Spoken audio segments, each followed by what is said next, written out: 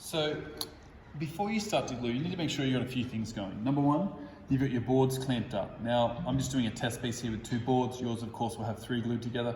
The second thing is you've got your clamps and your spacers at the ends. You need to go through and have some wet paper towel, and you want it to be reasonably wet. You also then need to have some dry paper towel. This is to clean up all the excess. Plus, you need to have 1 extra clamp to go on top. And I'll explain that as we go through. Now, when we glue, the biggest issue with people and gluing is they go through and they use way too much glue. So I'm going to show you really what you're after is a very small amount of glue, something like this, and then you're going to spread that. And now you can use gloves, you can use a spreader.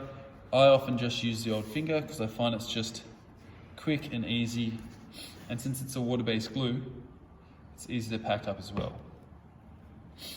So after you've gone and you've covered the length of the board, what you're going to do is you're going to apply it to the next one. Now, there is an argument over whether you should glue both sides or not, depending on the woodworker you speak to, depends on what you require. I find often gluing both sides just leads to more cleanup at the end. And I don't like wasting glue. I also don't like wasting my time cleaning up. As you can see, I've got a nice, good covering going all the way to the edges along this whole board. From there, you come down, you're going to place it towards the end of your board, and you're going to get your 2 packers here, place them in, and you're going to tighten them slowly.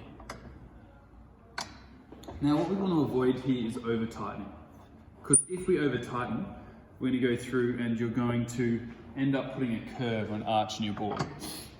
With our 2 pieces together like so, I'm happy with how they're sitting. I'm checking to make sure there's no big gap between here, no misalignment there, because with this I'm not using any dominoes. And for me, I'm happy. Now what I want you to notice here is there's the smallest amount of squeeze out. Right there. There you can see it. And that's what you're after, is just the smallest amount of squeeze out running down that line.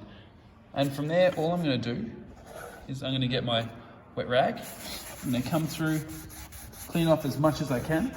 Now, because there's such a small amount, we can go clean it up straight away. If there's a lot more, there are other techniques we can use, but since you're not going to have a lot more, we'll be good.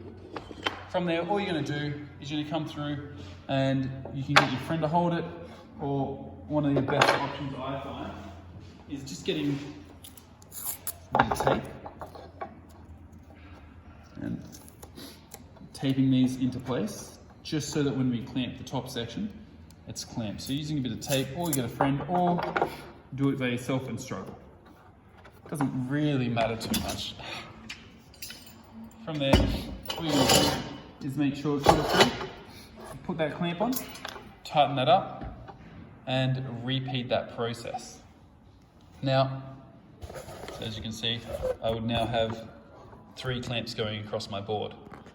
Now, the very important thing here is to, once again, after you've added this clamp, go through, make sure that everything's still aligned, and remove any excess glue. Always ensure to have all your clamp ends going the same direction, because that ensures that when you're moving it and placing it in different areas, it takes up less space, and so therefore is less of a hazard as well. Anyway, I'll see you guys in the next video.